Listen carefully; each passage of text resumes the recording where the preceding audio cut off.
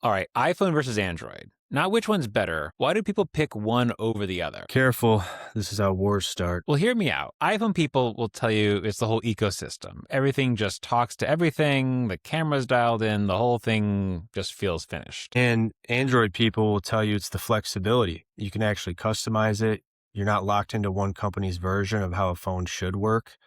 And you've got options at every price point. And both are completely valid. Both sides can tell you exactly why their phone is right for their life. And at the end of the day, they both make a phone call and they know how to send texts. Exactly. Same core job, two completely different paths to get there. And neither one's the wrong phone. I see where this is going. You do, because it's basically the FUE versus FUT argument. Same end goal, a full head of hair, done well. But there's two completely different ways of getting there, which is why one being right entirely depends upon your personal preferences. Yeah, I chose to go with FUE. Your relatives chose to go with FUT, and they're different decisions, but neither of us are wrong. So let's get into it.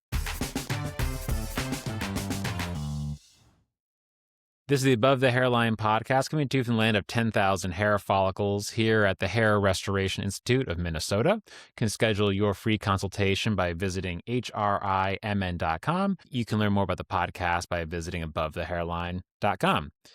I'm Nate. I'm Alec, and this is one of the rare times my own personal experience actually counts as the expertise, since I've actually gone through this myself. You're the rare host who's both the marketing guy and the patient. Exactly. So today I'm walking through FUE, FUT, and DHI, what they actually are, not just the acronyms, and why I personally ended up choosing FUE. And I want to open with my father-in-law because he went through the completely opposite decision that Alec did. And it isn't random, it's very deliberate once you know his life. Set the scene. So my father-in-law is a scientist. He's constantly traveling to conferences when he isn't teaching, different city practically every month. He's standing on stage, there's cameras in the front row, and he's always had this kind of signature look with longer hair. It's a statement thing for him. The problem is that his hairline kept getting higher and higher and higher as the years went on. So shaving his head wasn't on the table. Not even a little bit.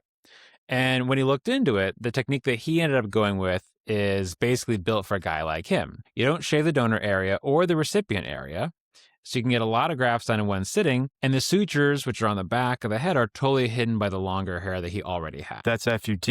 That's the strip method. That's FUT.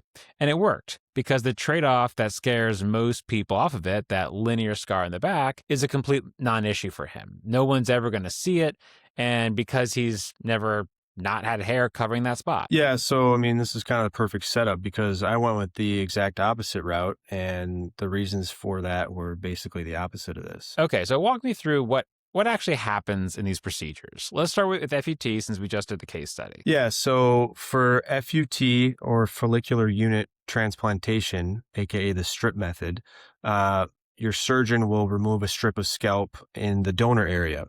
And then they close the scalp back up with sutures, while the team dissects the strip under a microscope into individual follicular units to transplant. And so the upside of that is what exactly? So the upside is volume. You can harvest a large number of grafts in a single session. It's a faster overall process since you're not tediously extracting each graft individually with a punch tool. And it can be more cost effective. It's still the right call when maximizing graft count in one sitting, if that matters more than avoiding a scar.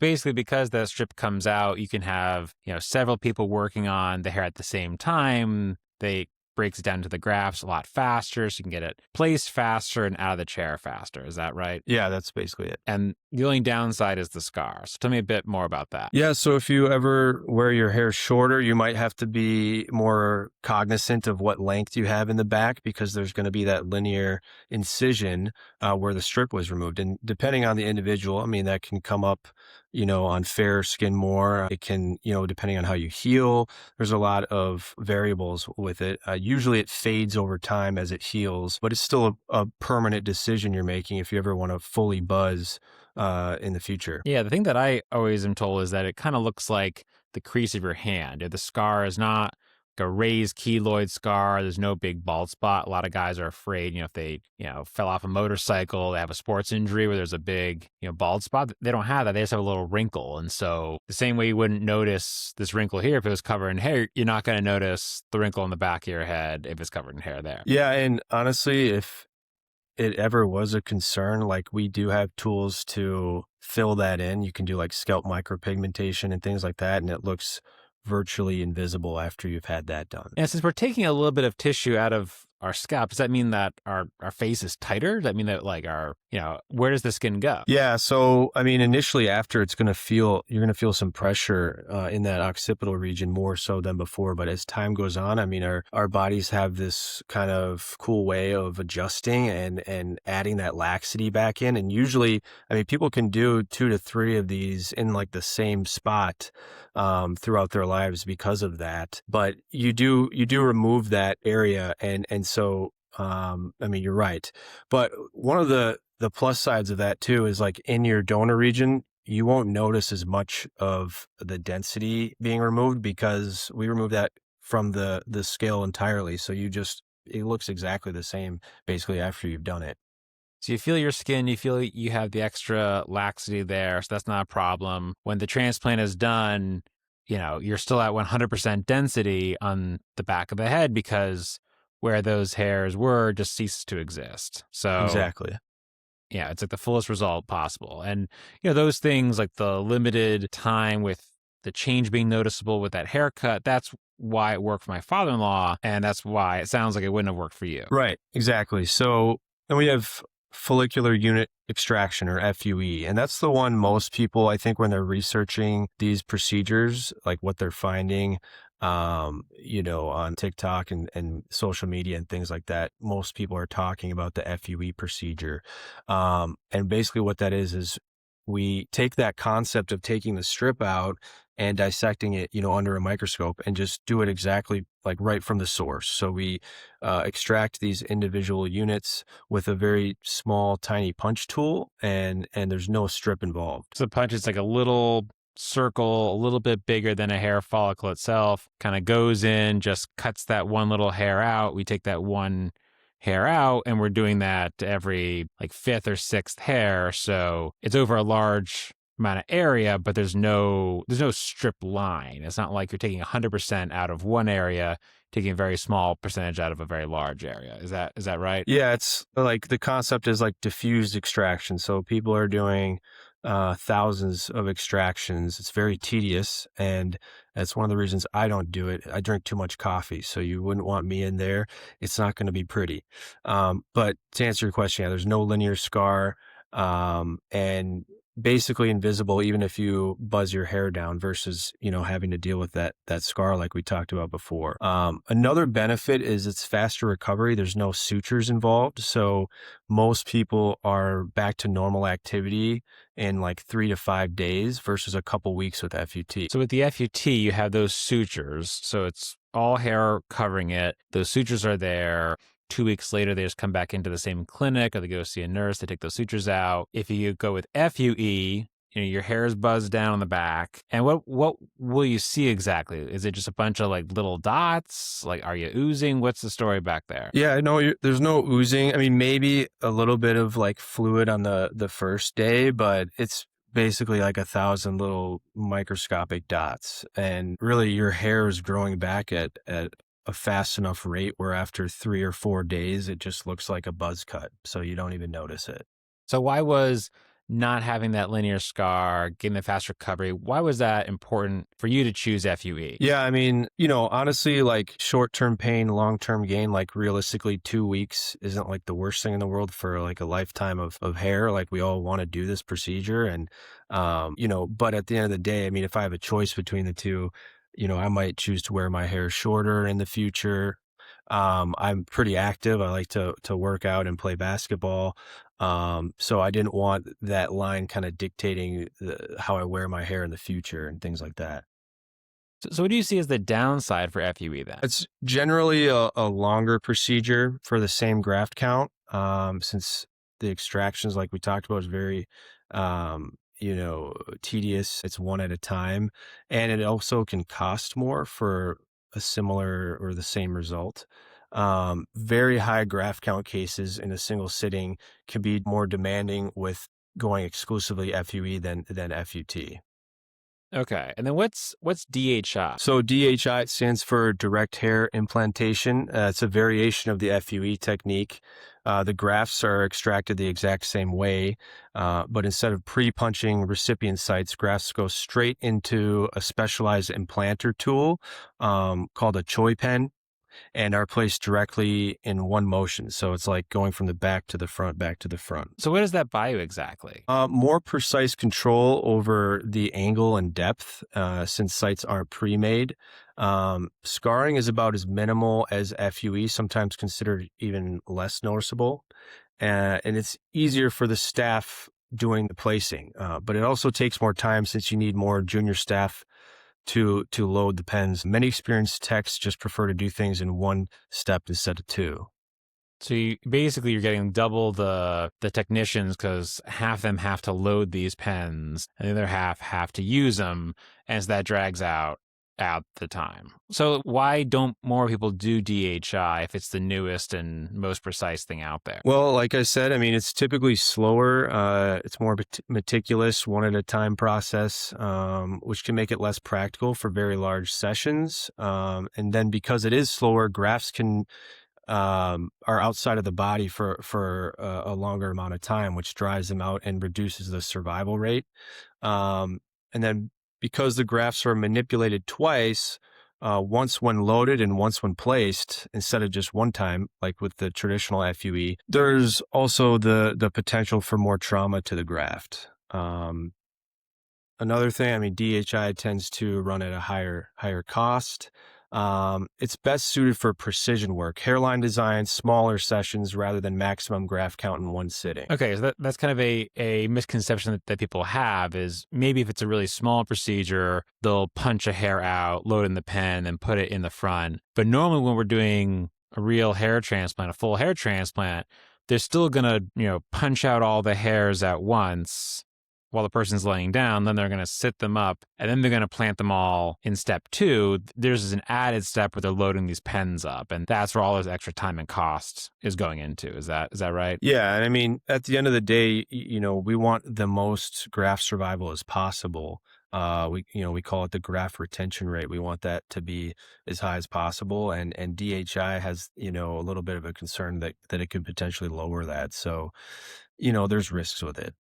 So the bottom line is that there's not a best technique, kind of varies upon the person's needs. Yeah, I mean, in a vacuum, there's no best technique. There's the best technique for your goals, your donor supply, and your lifestyle, and then also your risk tolerance around a scar.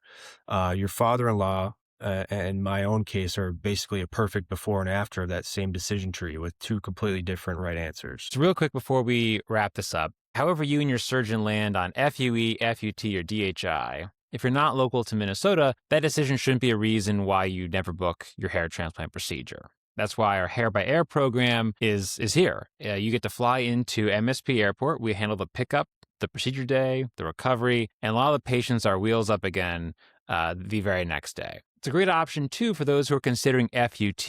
That's that long hair procedure that we had talked about, because many of these smaller clinics around the country can only do FUE. And the recovery is very similar. All you need to do is go to any nurse or urgent care about 2 weeks later, get those stitches taken out. But your flight home is probably no one's going to even know you had it done because you keep your hair long. And especially for female patients who don't want to shave their head, don't want to do FUE, FUT is the way to go. And so getting on a plane, coming here to trusted experts, that's the best option for you. So our program is built for those who want to have HRI's specific team wherever they're flying in from. The landing page is in the link in our show notes, and you can book a free consultation and ask about it directly. So if I'm someone's trying to figure out which one is right for me, where do I even start? Yeah, so I mean, this is how you actually would decide. Start with what you actually need, not whatever's being hyped up on some Reddit thread as the best one. Look at the high fade haircut. Is that something you can see yourself wearing for, maybe a month or so? Would you mind having a wrinkle on the back of your head? Do you have any events coming up that you need to be camera ready for on short notice? You know, if you're somebody that wears your hair longer and you have a wedding to attend or be in a week later, maybe don't come in for an FUE and just and come in with this like buzz cut, right? It's not the best look for some of us. What does your donor supply actually look like? That's a clinical judgment call, not just self-diagnosis thing. So we'll go over that. And so you know you want to consider all those things. And so when we're thinking about these different options out there, what would strike me is that women who tend to wear their hair longer than men, they probably make up the majority of the FUT cases. Is that right? Yeah, absolutely. Now, are these also mutually exclusive? Like, what if you want to do an FUT to capture a lot of donor hair right in the middle of your donor area, and then do FUE for the donor hair here on the side, just to increase how many hairs you could get in a single sitting? Yeah, we actually do a lot of these cases. They're called hybrid cases where you get both FUT and FUE.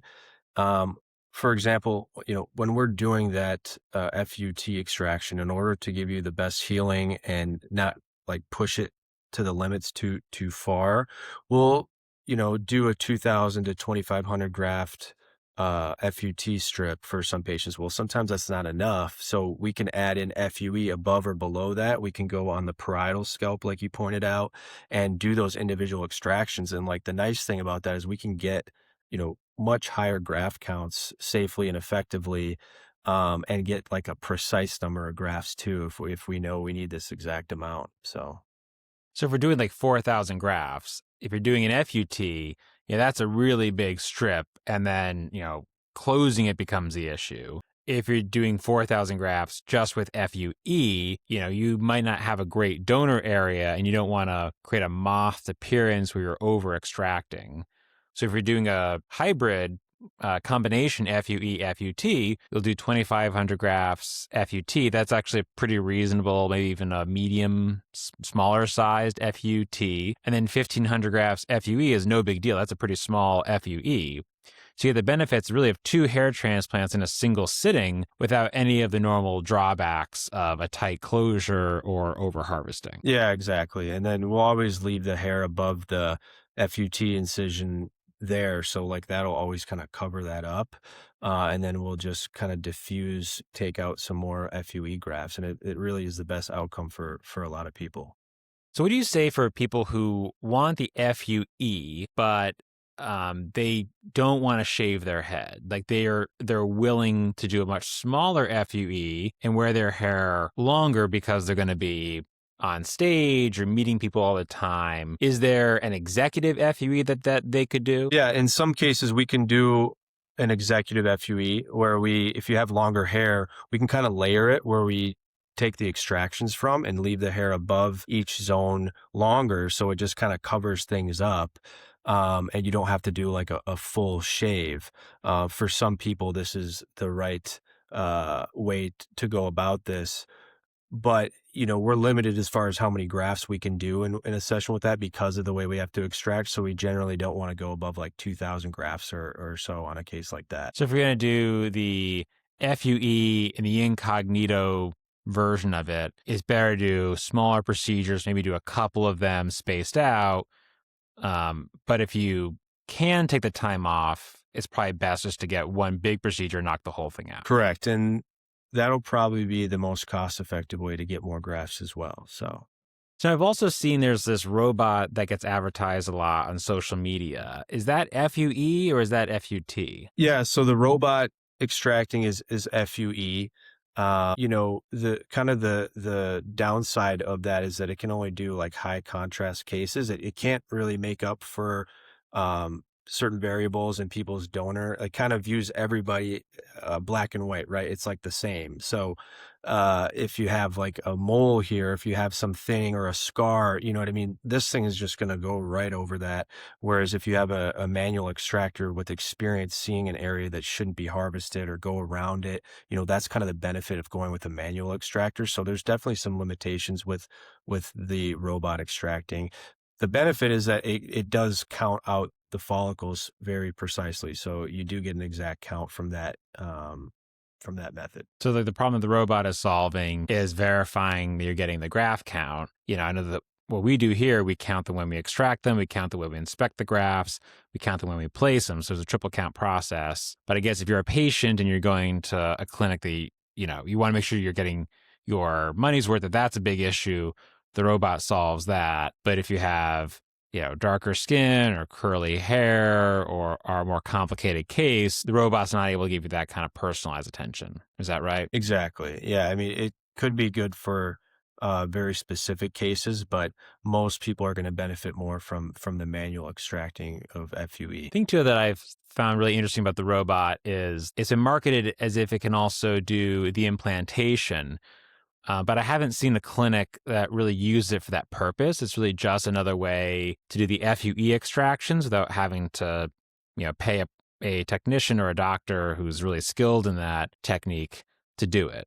So it seems more of a cost-cutting measure as far as I can tell. Yeah. And, there are people that will go to clinics and promote this, and they want your clinic to do this because of that, when really, the patient care should be the number one thing. And, this isn't really on that side of things. So Makes sense to me. we have a perfect segue here because we just got a new piece up on the blog that's basically the second half of this entire episode. Hair mill versus boutique surgeon. What actually determines your hair transplant results? This is the one breaking down what a hair mill means as a business model, right? Not just an insult that people throw around. Exactly. I mean, basically, these are high volume, rotating techs, standardized protocols built for speed. It doesn't automatically mean it's bad work, but it changes what you're buying.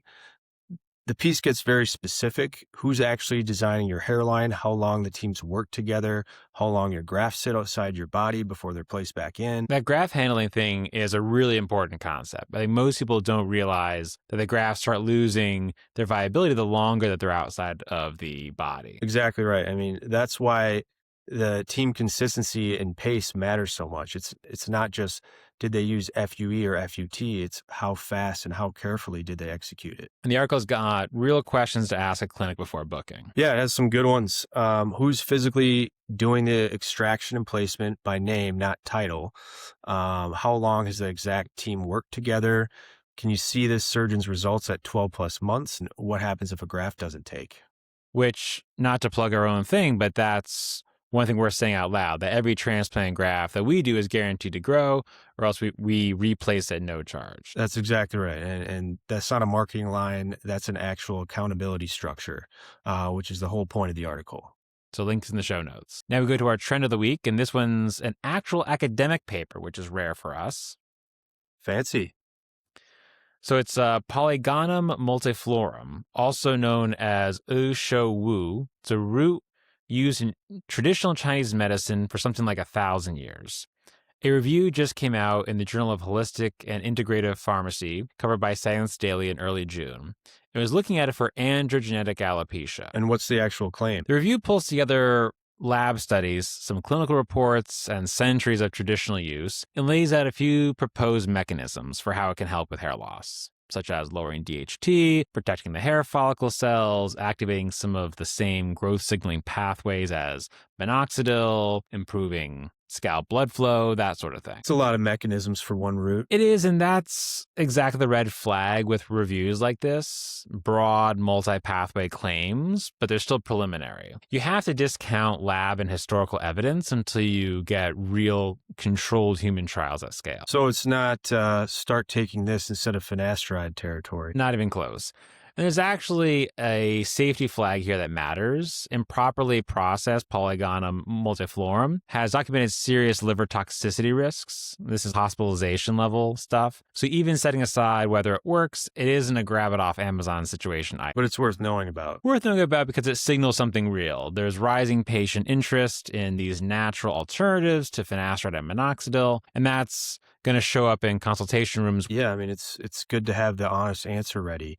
Interesting history, promising lab signals, not remotely proven yet, and don't self-dose an unregulated route that can mess up your liver. Exactly that. All right, we're going to go to the unanswered question of the week, and here it is. So this one's not from Reddit for once.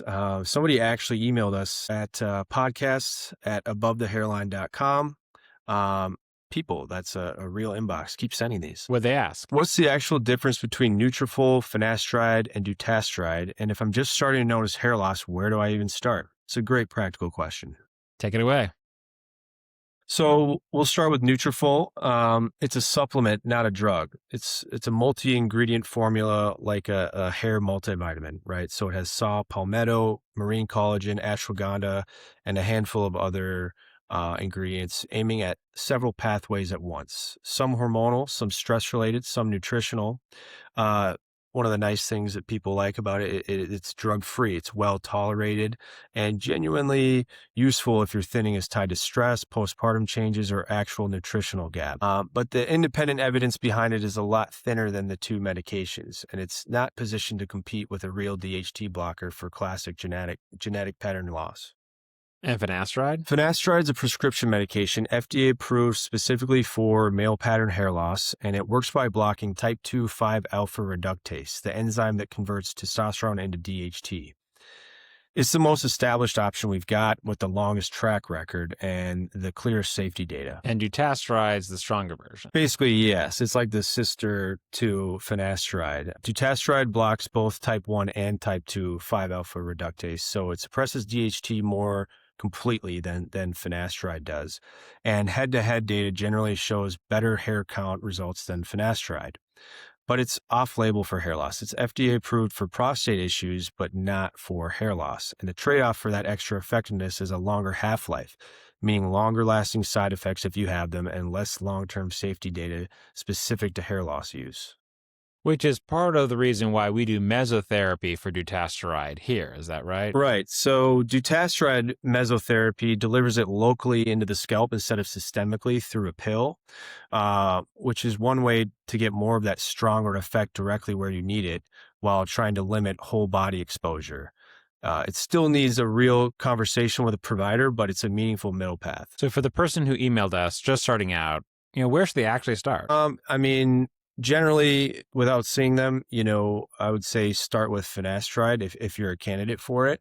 It's the most proven, safest long-term track record, the default first move for a reason. Nutrafol can absolutely ride along as a supplement if you want it, but it shouldn't replace the real medication for actual genetic pattern loss. And dutasteride is usually the second move if, for whatever reason, finasteride isn't effective enough and you're still seeing hair loss.